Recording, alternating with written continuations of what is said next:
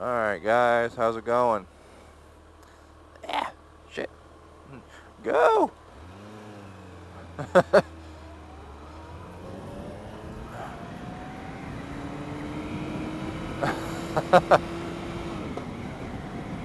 was a quick red light there. But doing a response to episode 5 of Mototalks. Mototalks. Which is common mistakes riders make, new and seasoned. I don't know if that last part's in there. I'm just gonna throw that in there though. Let's see. Common mistakes that I see are people that wear just flip-flops, pair of shorts, and that's it while they're riding. Sometimes I'll see the occasional sandal, but most people around here, no shirt, basketball shorts, and sandals or flip-flops. Now that's really only about 30% of riders around here. Up to 80% don't wear any helmets. And then you got the others who wear helmets, but that's it. I mean, you got their t-shirt, jeans. And then you got the probably 10% who wear full gear.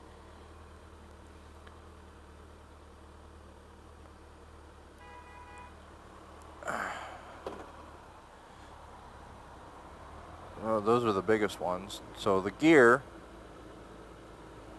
is one. Another common mistake that riders make, and it generally comes out of panic, is grabbing the front brake.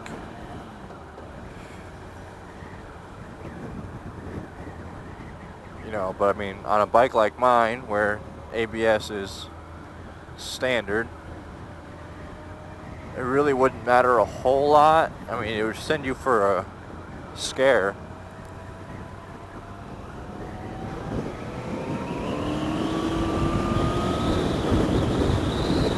But it's not going to throw you off as much as it would on this older bike.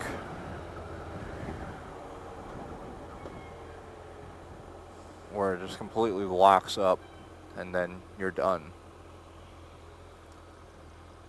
I don't know. I've heard ABS can be a what's it called? A blessing and a curse. So a double-edged sword, I guess you could say. I think not using your blinker is one of them. I try to use my blinker as much as possible unless it's a really fast maneuver, like I'm trying to get out of a situation.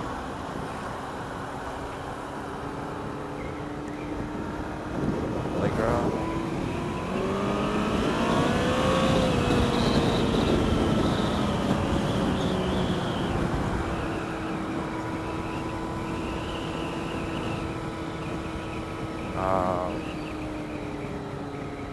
Oh, another good one. Have put can't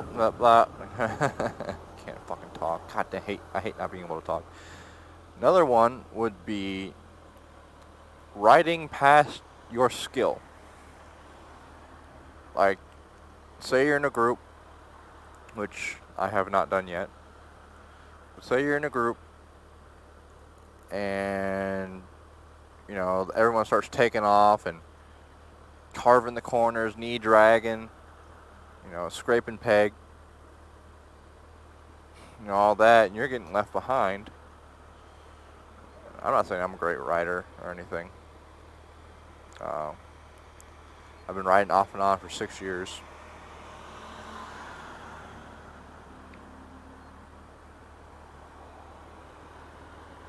I've been riding this bike for about, well, since May. But you try and catch up. You You know, you're pushing the bike, you're going into those corners a little bit hot, and you don't have the experience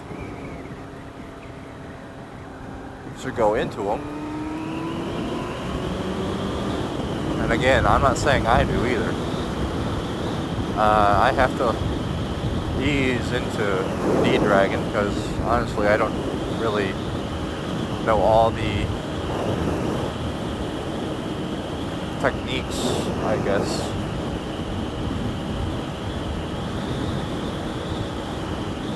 But I'm not going to chase after. I mean, I'll go in a straight line, sure, why not? But if it comes to twisties, you know, hairpin turns and whatnot, nah, I'm gonna back off.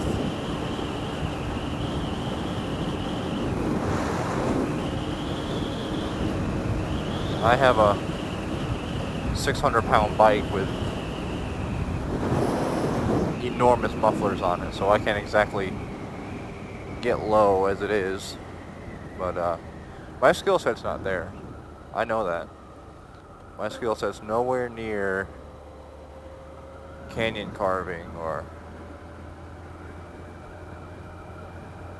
running a track. But that's a big one that riders make, is riding past their own skill set.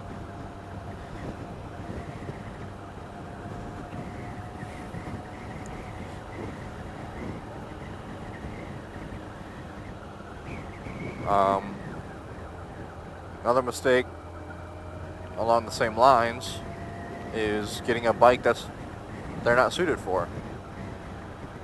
And you look at my bike, 2015 ZX14R, and you're like, well, you jumped from a 750 to a bike double that size. And yeah, I did.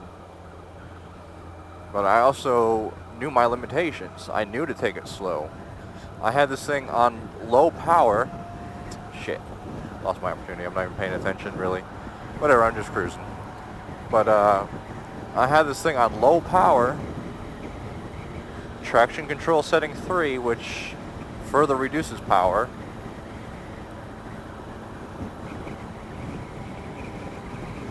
For 1,000 miles. And then I went up to traction control 1 to full power.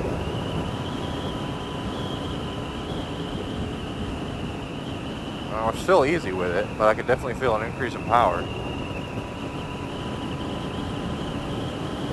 But I knew this bike was too much for me to begin with.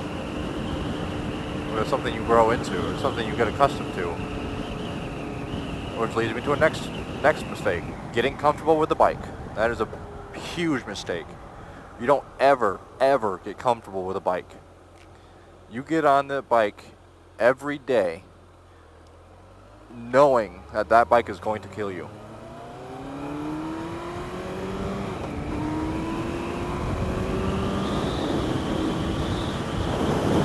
Like, the moment you get complacent, you're dead.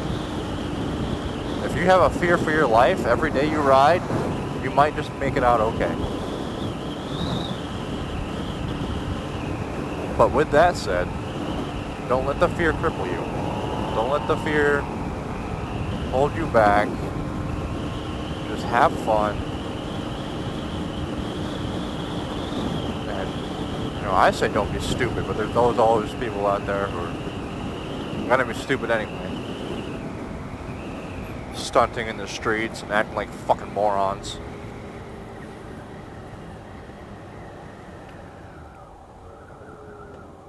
Which, there's this whole argument about bikers and cagers saying, oh, what's a I was thinking 400 to 600 pound bike gonna do against a cager? Well, when you're going 120, 130, or even just highway speed at 75, and you're doing wheelies and stunts and shit, if you were to lose control, say you're doing a stand-up wheelie, you fall off that, or you get a wobble and you fall off that bitch is gonna tumble. Let's say it goes into a car. Yeah, it's tumbling, losing speed. Each impact loses about 5 miles an hour, 10 miles an hour. But it hits a car. That bike's still going about 45 miles an hour into that car, and it's 600 pounds. I can't do the math per se, but 600 pounds at 45 miles an hour, that's a lot of energy. That's going to fuck somebody up. So yeah, we put them in as much danger when we do stupid shit as they put us in being oblivious.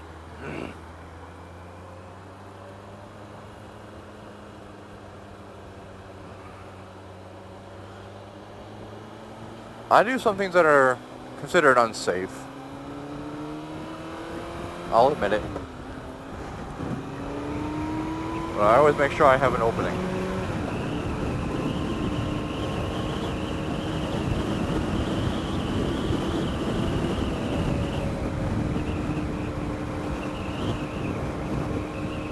I don't want to put anybody at risk.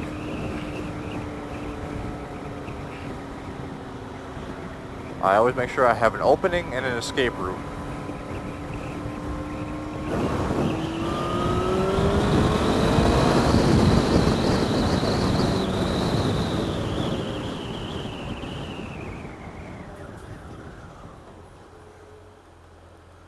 If I can't do it, I don't do it.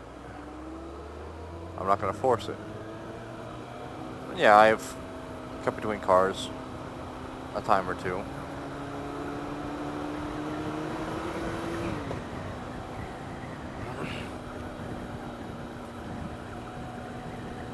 Well, that's because I needed to.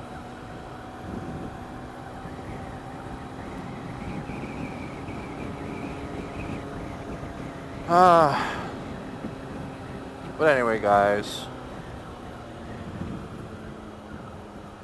I want to wrap up this response. I know there's a whole lot more that I could talk about, nitpicking mistakes other people do. And I know I make a lot of mistakes too. I'm not perfect by any means, so I'm not nitpicking to say, well, I don't do that, I don't do that. We all make mistakes. We all learn. We're never done learning. I don't care if you've been riding for 50 years, you're never done learning. I hear, one of those classic arguments. And it's like, oh, well, I've been riding bikes longer than you've been alive, or the epic, oh, I've forgotten more about bikes than you'll ever learn. Shit like that. But anyways, yeah, I'm going to cut it off here, guys. Oh, that's sand. So, y'all have a good one. Ride safe. Peace out.